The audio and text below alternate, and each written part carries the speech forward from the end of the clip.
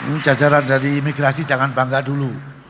10 triliun yang dicapai oleh teman-teman di imigrasi ini akan dengan mudah dilampaui oleh teman-teman di pemasarakatan apabila nanti saya sudah bisik Pak Wamen juga. Pak Wamen tolong nanti bisikkan sama Pak Jaksa Agung supaya setuju. Nanti kita bisa dapat entah 10% dari denda subsidiar yang diambil dari para pelaku kejahatan yang menjadi bagian daripada pembinaan kita. Peran daripada teman-teman pemasarakatan nanti akan sangat besar di sana. Mudah-mudahan dengan makanya berdoa yang kencang Pak Masudi sama teman-teman supaya nanti gak disepelekan sama teman-teman ini suka sekali ngecek nih PLT ini gak jelas ini. Tapi gak apa-apa. Ini saya tadi sampaikan sama Pak Wamen, alhamdulillah kita bekerja di lingkungan ini yang sangat kondusif. Terima kasih Pak Wamen, terima kasih para pejabat yang tadi sudah saya sebutkan. Ini adalah luar biasa. Harapan saya ini bisa kita pertahankan dan kita lanjutkan agar ya apa yang kita letakkan bersama Pak Wamen ini menjadi landasan bagi eksistensi daripada Kementerian Imigrasi dan Pemasyarakatan.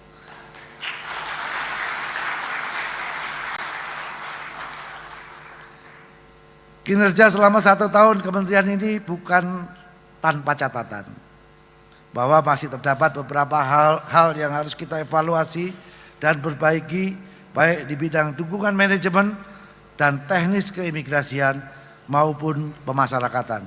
Beberapa catatan yang harus kita lakukan evaluasi, di antaranya layanan penerbitan paspor. Masih terdapat permasalahan terkait dengan keterbatasan kuota layanan melalui aplikasi M-Paspor hingga lambatnya proses penerbitan paspor.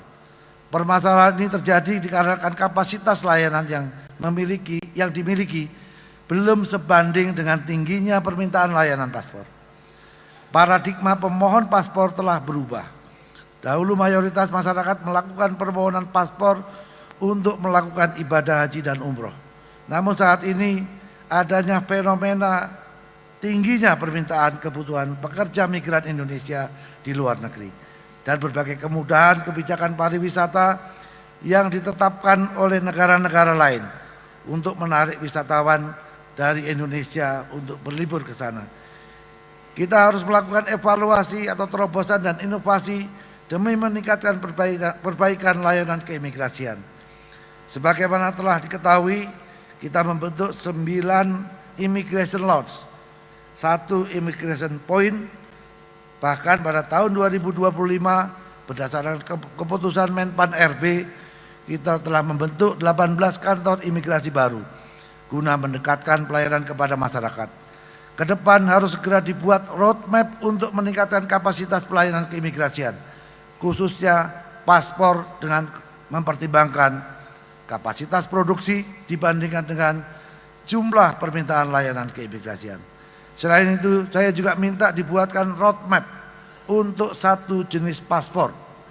Tidak ada lagi jenis paspor biasa, paspor elektronik laminasi polycarbonate. Ke depan saya harapkan dengan ditetapkan 1 jenis paspor saja kita hadirkan kepada masyarakat. Harapan saya nanti dengan 1 paspor mudah-mudahan ini akan berlaku seumur hidup. Nanti nomor cantiknya bisa PNBP. Tolong Pak PLT beserta tim di jajaran Direktorat Jenderal Imigrasi, banyak sekali permintaan negara-negara untuk bebas visa. Jadi mohon ini juga diantisipasi apa yang sudah kita lakukan selama ini untuk mengajukan perubahan biaya kalau tidak salah. Ini bisa segera diterbitkan aturan baru sehingga apabila pemerintah mengambil kebijakan bebas visa kepada negara-negara lain pada waktunya, ini kita bisa mengantisipasi untuk jangan sampai PNBP kita, karena Pak Menteri Keuangan tahun depan akan menargetkan 10 triliun. Mudah-mudahan kita bisa lampaui capaian pada tahun ini. Perkiraan saya tahun ini mungkin bisa 1,5, 1,6 lebih. Mudah-mudahan kita bisa capai. Saya harapkan tahun 2027 1 paspor sudah bisa kita laksanakan. Tolong segera habiskan sisa-sisa yang ada, siapkan 1 jenis paspor yang akan berlaku seluruh Indonesia, dan tolong tidak yang 10 tahun dibalikkan 5 tahun. Karena hanya orang-orang tertentu yang diberkati Yang Maha Kuasa yang mukanya tidak berubah selama 5 tahun. Betul gak kira-kira? Biasanya 5 tahun ke atas itu berubah. Kalau bisa kita kembalikan saja ke 5 tahun, ya bersyukurlah kepada mereka-mereka yang diberkati, mukanya tidak berubah selama lebih dari 5 tahun. Kemudian yang kedua, layanan SDU WHV.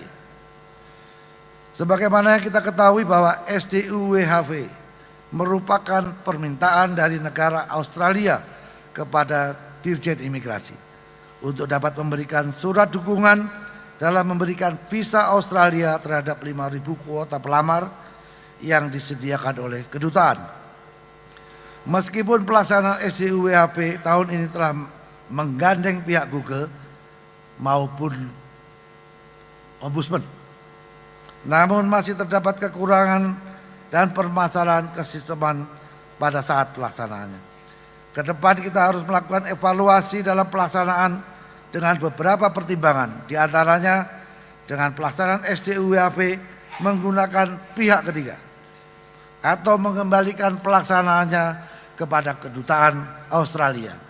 Selanjutnya, dengan melihat tingginya animo masyarakat untuk mendapat kesempatan magang di luar negeri, saya mohon kepada teman-teman yang bertugas sebagai liaison officer di luar negeri untuk mencari peluang agar negara-negara di mana tempat saudara-saudara bertugas ini memberikan kesempatan yang sama sebagaimana yang diberikan oleh Australia, sehingga membuka kesempatan yang sangat luas kepada saudara-saudara kita dari tanah air untuk berkesempatan magang atau bekerja di luar negeri.